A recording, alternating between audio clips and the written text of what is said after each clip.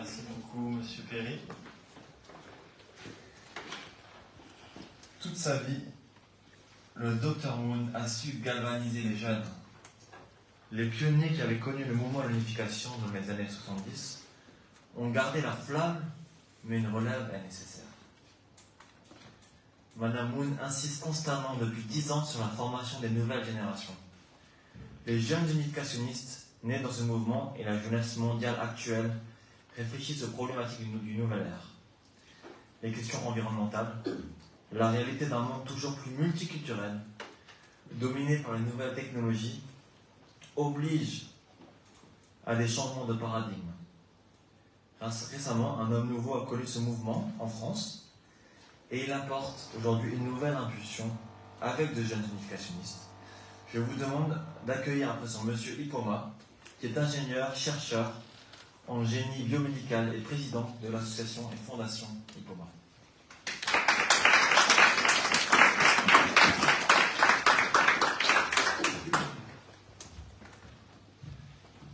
Très bonjour. Il m'a été demandé d'intervenir ou de parler, de faire des témoignages et puis de parler de nos activités. Alors, je pense qu'il y aura beaucoup à dire. Et voilà. Donc, quand je pense que je vais parler des témoignages, moi je vais dire, il y a longtemps que moi je connais le mouvement. Vous savez, moi je viens de la République démocratique du Congo. Je m'appelle Delaston Ipoma Nkanga, je suis ingénieur en génie biologique et médical. Donc maintenant je fais ma thèse de doctorat en santé publique, précisément en biologie informatique.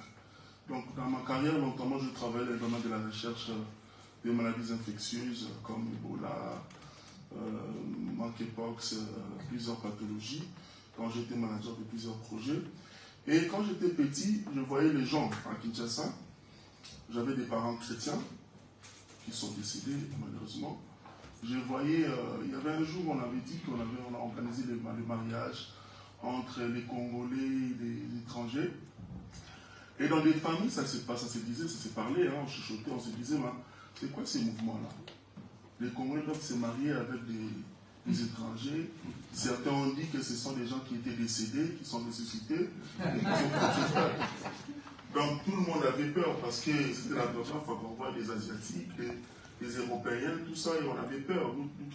Moi j'étais un peu jeune, donc on ne pouvait pas sortir parce que même dans nos familles, nos connaissances, nos proches, qui étaient dans les mouvements étaient mal pris. Donc c'était comme des gens qui côtoyaient des sectes, excusez-moi, c'est pas péjoratif, des blancs. Comment on disait ça, vraiment c'était comme ça. Et après mes études, comme je travaillais dans le domaine de la recherche scientifique, je faisais beaucoup de voyages dans le monde. J'ai fait plusieurs pays, j'ai voyagé, j'ai regardé des cultures, et j'étais intéressé un peu dans l'aspect sociologique, comment vivaient les gens, comment vivaient les cultures, comment ça s'est passé, parce que je me disais que je viens de l'Afrique centrale, mais les gens qui vivent dans l'Afrique australe ou dans l'Afrique de l'Ouest n'ont pas la même culture que nous. Même si nous sommes dans l'Afrique, donc on a des cultures un peu qui se diffèrent. Et j'ai été élevé dans une famille chrétienne.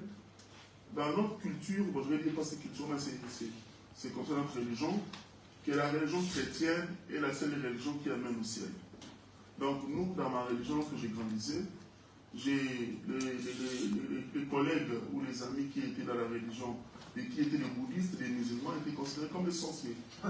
Donc pour nous, c'était seulement la religion chrétienne, la seule religion, la seule voie pour aller au ciel. Donc moi, il y a longtemps que j'ai considéré les musulmans comme des sorciers, des gens qui sont mauvais. Et c'est il n'y a pas longtemps que j'ai su que les marabouts ne sont pas des sorciers ici. Parce qu'il n'y a pas, l'année passée, j'avais rencontré un marabout qui me parlait que les marabouts ne sont pas ce que nous croyons. Voilà, donc on avait quand même mis notre image d'autres religions. Parce que nous, on était un peu des chrétiens, c'est nous qui allons aller au ciel. Et pourtant, c'est comme ça. Donc ce mouvement m'a appris à approcher les autres. Alors, pour faire le témoignage, je dirais, moi, le docteur Moon, il y a 3 dimensions que j'ai relevées. La première, c'est la dimension psychologique. La deuxième, c'est la dimension scientifique. Et la troisième dimension, c'est la dimension spirituelle. Dans la dimension psychologique, je me suis posé beaucoup de questions.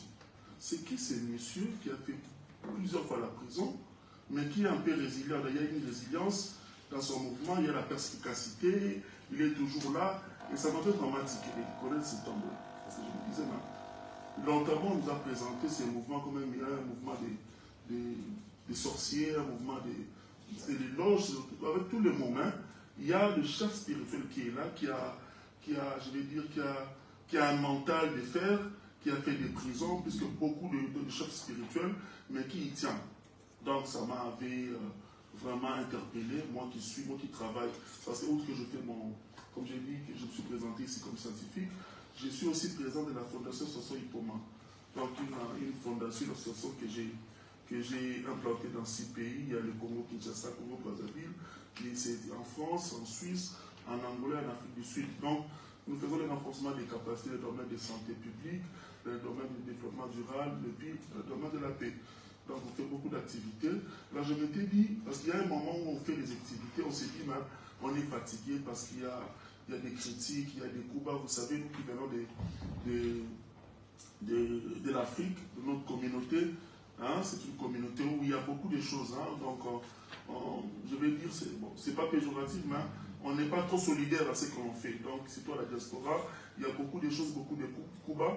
Alors moi je m'étais référé au docteur Monde. Je me suis dit, comment ces messieurs assis se surpasser par rapport aux critiques, par rapport à beaucoup de choses, par rapport à tout ce qu'il a connu comme problème. Donc je m'étais dit, c'est un exemple pour moi.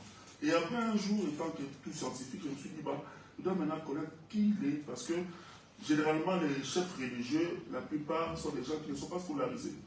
Vous savez, en Afrique, chez nous là-bas, beaucoup de chefs religieux s'élèvent du jour au lendemain pour devenir pasteur, prophète, tout ça.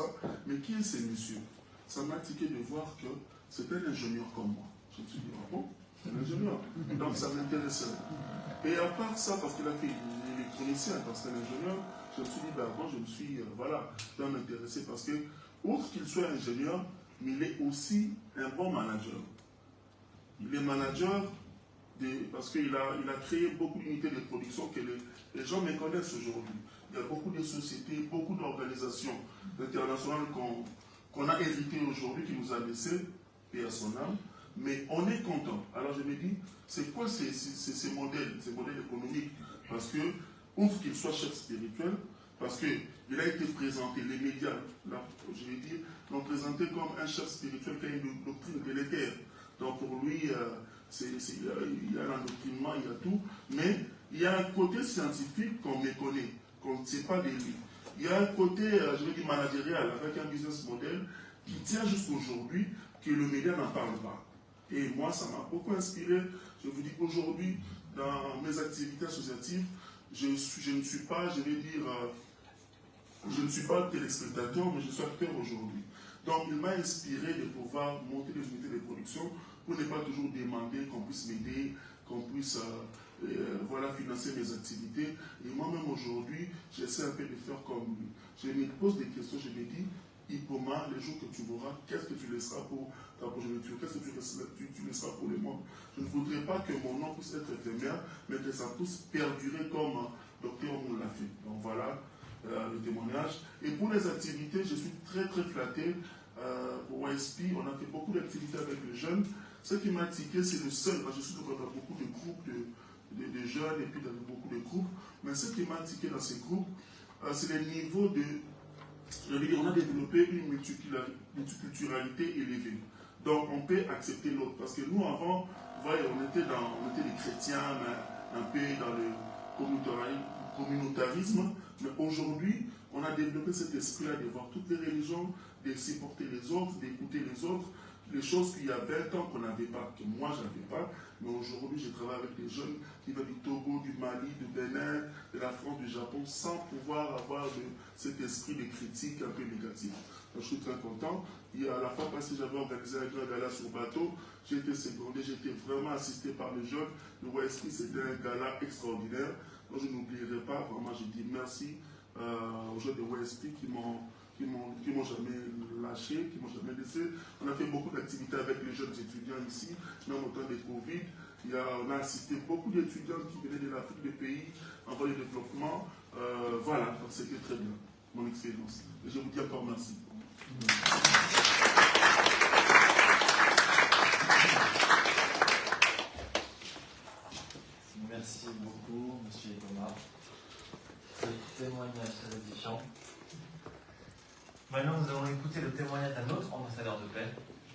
qui a connu l'œuvre de l'unification après la mort du fondateur. Monsieur Brice Mawete est originaire de Kinshasa au Congo. Son arrière-grand-père était le cousin et premier disciple du prophète Simon Kibangi. Le kibanguisme est aujourd'hui un mouvement religieux d'aspiration chrétienne qui compte des millions de membres et qui exerce une forte influence spirituelle, culturelle et morale. Monsieur Mawete est fonctionnaire des douanes et vit à Matreo, dans la banlieue de Lille, et a créé un programme intitulé Les Lundis de l'Humain. Monsieur Mawete, qui est aussi un artiste, il nous livre ses impressions après un séminaire avec des ambassadeurs de paix. Il a effectué les 6 et 7 juillet de cette année au domaine Saint-Paul de Saint-Rémy-les-Filous. Bonjour, je m'appelle Brice Matouba, j'habite à Lille. Je suis heureux de donner ici mon modeste témoignage de ma participation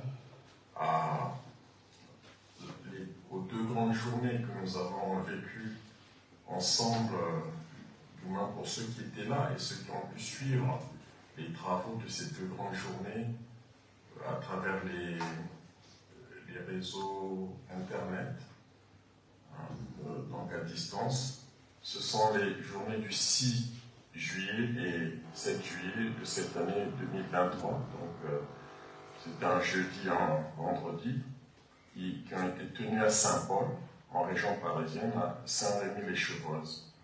Je suis kimbanguiste. Certains de ces principes d'humanité, de paix, on les retrouve partout ailleurs dans le monde, et surtout, je les retrouve auprès du révérend Moon, Sun Myung Moon. Alors, cette rencontre de 2 jours à Saint-Paul était vraiment excellente. Je remercie infiniment les organisateurs pour l'excellence de la logistique, de l'organisation, des conditions de travail. Et on a même passé des moments qui étaient délicieux, des moments de convivialité, d'amitié, de partage autour du chant.